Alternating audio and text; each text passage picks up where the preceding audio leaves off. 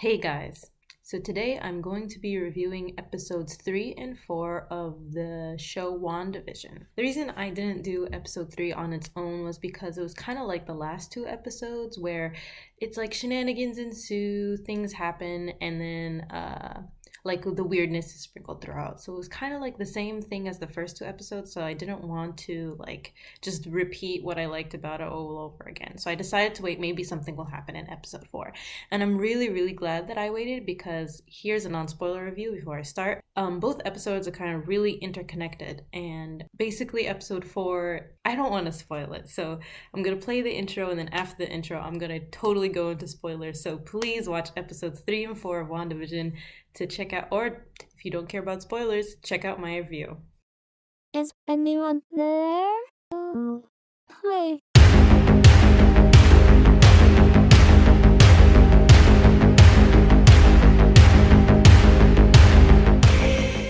So I'm going to start out with WandaVision episode 4. I'm going to start with spoilers over there, and then I'll interconnect it with scenes from episode 3 because, as I said, they're very interconnected. Like, I bet you if somebody cut and edited it, they could make it so that episode 3 and 4 were one episode, and it wouldn't like screw with the continuity or anything with that like that. Because definitely in episode 3, we knew that that Geraldine, I remember her name now, that Geraldine was pushed out of the world because at the end of the episode 3, we see her being pushed out, but we don't know what the conversation that her and Wanda had. But in episode 4, they show that conversation in full. But I'm getting ahead of myself. I'm really, really excited about this episode because it shows the after effects of the blip. So in Endgame, when Hulk first uses the Infinity Gauntlet, he brings everybody back. But we don't know how everybody just like came back like that. We saw like snippets from the movies, but we really didn't get like a sense of like how a person came back, how they were feeling, how they were thinking, and we really got that in this episode, and that got me really excited because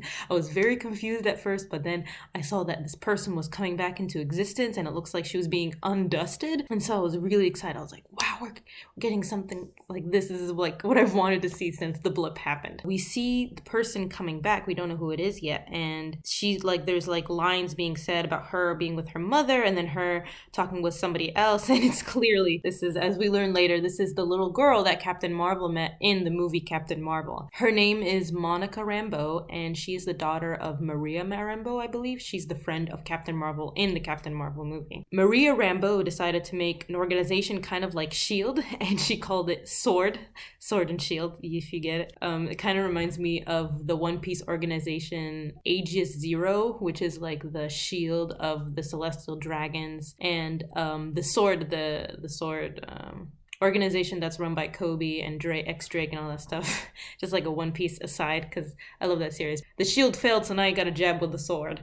I'm guessing that's what they're doing here, I guess. And sword stands for the Sentient Weapon Observation Response Division. It is a very lengthy name, as stated in the episode, and when Monica Rambeau goes back to work, sadly she blipped out of existence when her mom had cancer or something, and the surgery went well, and then she comes back and her mom like died 3 years ago. I always forget that like 5 years have passed since the end of Infinity War and the beginning of Endgame. You get reminded about that, and it's kind of like frustrating sometimes, but at other times it allows the characters to progress in ways that we did not think that they would progress, and I'll talk about that a little bit later. Monica is sent on a weird mission. There's a missing persons case in the city of Westview, New Jersey.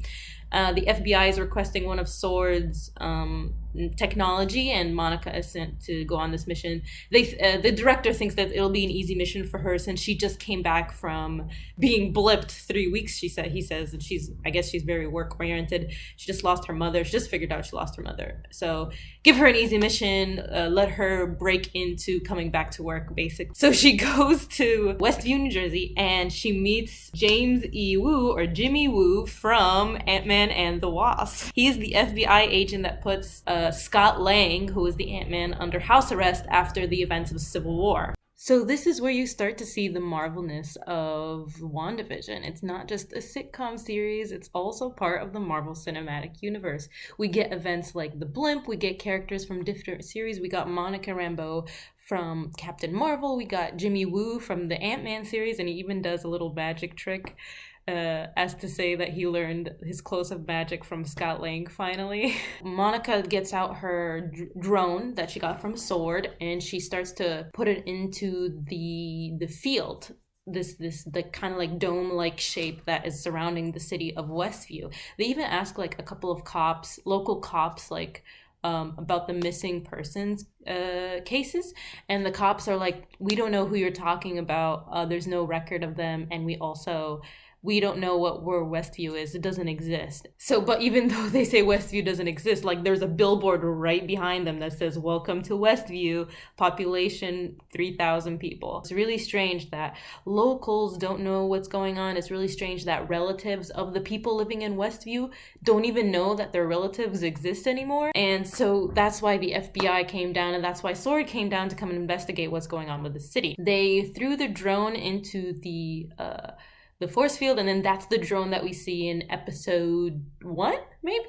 It's the drone with the Sword logo on it. And so we're starting to fill in the gaps here. I feel like if somebody edited this to be like a really long movie, then we could see like, I feel like we start with the blimp from episode 4, and then we go where the droid goes in, and then we start with the sitcom episode, and then we stop where the droid goes in. I keep saying droid like it's from Star Wars. The drone, where the drone goes in, and then Monica Rambeau gets sucked into the world, and so we see what's from her perspective and all that stuff. It would be a really cool long movie because every episode is like roughly 30 minutes. Now we finally get to the best part of the episode, which is the reintroduction, I should say, of Darcy from Thor 1 and then Thor the Dark World. She was the assistant to Jane Foster in the first Thor movie and Thor the Dark World, which came out back in 2013, which was the last time we saw her on screen in the Marvel Cinematic Universe.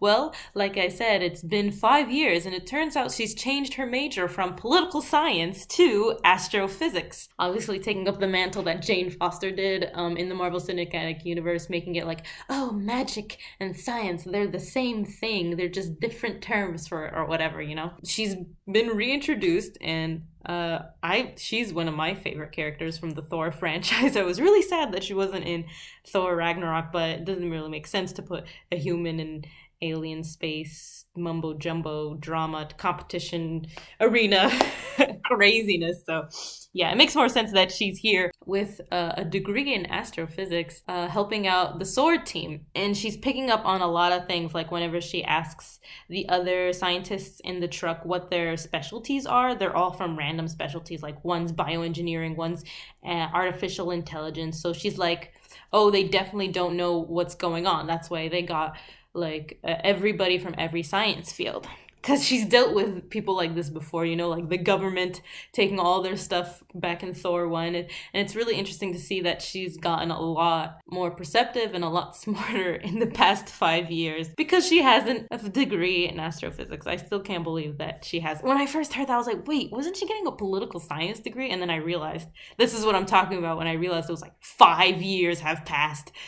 And probably even more since Thor the Dark World. So definitely makes sense that she has a PhD, and because it takes at least 5 years to get a PhD. So if she's been at it for a lot more, and she was already an undergrad when she was in Thor 1, so it makes sense that she has a PhD. She discovers that there are waves coming out of the bubble that's being created by whoever, and it's kind of like these radio waves are similar to the radio waves that are created at the Big Bang. So scientifically, from what I remember from science class, is that it's whenever your TV is not on a channel, when it's on that scratchy, noisy channel that nobody likes because it's so loud, it's picking up the frequencies that were made from the Big Bang. Right? So Darcy was picking up those same frequencies, but there's also another frequency that she could connect into an old-time TV, and voila, there's your sitcom reality. And she's the only one who's discovered something out of everybody there. The FBI, her and the FBI guy become kind of close. He's like, good job. And they start looking for the people that are missing, and they start writing notes about the show, basically. So remember, if you guys remember in the first episode, somebody's hand was watching the episode the first episode, and they closed the TV when it ended. So we discover that that's Darcy. She's taking notes. She's trying to see why this is happening. They all are. So James Woo decides to put the cast of characters as the missing person. So it's like Herb, whatever his name is cast as Herb, or this person is cast as this person. So they're slowly discovering all the missing people from the town. So this is where I'm going to start talking about episode 3, because remember that missing section in episode 3 where Wanda and Rambeau finally face off against each other? It's Wanda's like, you are invading on my space, you cannot be here, and all of this is being cut from the sitcom. So when we go to the sitcom, Wanda is talking to Rambeau, and then immediately it cuts to her and Vision holding their babies, and the episode ends. But it's cut. Where is Rambeau? Where did she go? And then it's revealed where she went. Like, we get that part. Like, Darcy and Jimmy don't get that part. It's cut from them. But as the audience, we need to know what happened, so we get it. Basically, Wanda just kicks her out like we assumed that she would, but she, in a very, very dark tone, she's just like, no, you're not welcome here. You are trespassing on my property. You need to leave, like, now. And so she bursts her out with her powers, and it's clear to me that my theory was correct, maybe. So it turns out Wanda is controlling everything. Rambeau literally looks into the screen at the end of the episode 4, and says, it's Wanda, it's all Wanda, she's doing this and all that stuff. So I'm very happy that my theory was correct. But there's still something going on that we don't know about, because otherwise why would there be 3 more episodes of the show? I'm pretty sure it's like 6 episodes in total. Here are some of like the questions that I'm asked. Their neighbor in the sitcom, I can't remember who she's played by, but her name is Marge, maybe? I can't remember what her name was. There wasn't a lot of sitcom in this episode. There's a lot of explanation. She does not have an identity on the casting wall. So there was a wall that they were making in the FBI room, and they've cast almost everybody else that we've seen except for their neighbor who lives on the right. This is really weird because, like I said in my last review, I've seen a lot of people talk about how she might be the actual villain of the story, but maybe she's just like an outside force, just like Rambeau, who came in unannounced and is trying to undermine Wanda. Maybe we don't know. Maybe she's not a resident of Westview like Geraldine was. I say Geraldine in quotations. There's that aspect of it. There's also a lot of hexagons going around the show. So Monica in episode 3 she wears hexagon earrings. There's a hexagon surrounding the town. It's not like a dome shape, it's not a circular shape, it's a hexagon shape. That's what they're showing on the maps in the tech room of the sword, I keep saying FBI room, in the sword facility. There's also like a board of questions that they're making while they're researching the show and what's going on. Like, FBI guy writes down, why so many hexagons, and is Vision alive, and all that stuff. Speaking of Vision being alive or not, when Monica gets shooted out, Vision comes back in and he's like, hey, where's Geraldine? And Wanda's like, oh, Geraldine decided to go home early, and she turns around and it's dead Vision. Like, dead Vision is talking to her. The version of Vision where Thanos took out the stone with his bare hands, just ripped it straight out. And it really shocked me because I did not think that they would show that. It was just so scary, and like you see why Wanda wants to create this reality, because everything's been taken from her. In episode 3, she mentions that her brother died and then Monica says, like, from Ultron, right? Her brother is dead, her boyfriend is dead, everybody that she's ever loved is gone, and she's just on her own. So maybe she, like, subconsciously or unconscious, because she kind of doesn't know what she's doing either, because when she pushes out Monica, she's like, what's going on? Like, not like, what did I do, but like, I like kind of like, I didn't mean to do that. Maybe that's kind of the vibe that I'm getting from Elizabeth Olsen's acting. And she puts everything back together and everything's normal again. But she does this a lot. Like, when they radio her through the radio, she's kind of like confused as well, but also not confused at the same time. Also, if she wanted this reality to stay the way that it was, why is she sending out signals that show the sitcom? I think that Wanda is subconsciously undermining herself. Like, she knows what she's doing is wrong, but she's doing it anyway. But her subconscious is trying to save her by throwing that sitcom out there for Darcy to find and for people to actually research what is going on to save these people, because these people have no, like, inkling into what's going on with her. They were put in this situation by her because she wants the perfect life and the perfect family and all this stuff in the perfect neighborhood, and she doesn't want to leave, but subconsciously she knows that she's hurting them, and that's why she sent out those signals. Otherwise, like, why would she do that? Because if she's in control, or maybe somebody else is sending them out, I have no idea. But I'm very, very excited for where the show is going. I really, really like this episode. The beginning scene was my favorite part. It really got me excited, and I wanted to come and record the episode right away. I'm so glad I didn't do episode 3 on its own, because these 2 episodes are kind of like fill in the blanks for each other.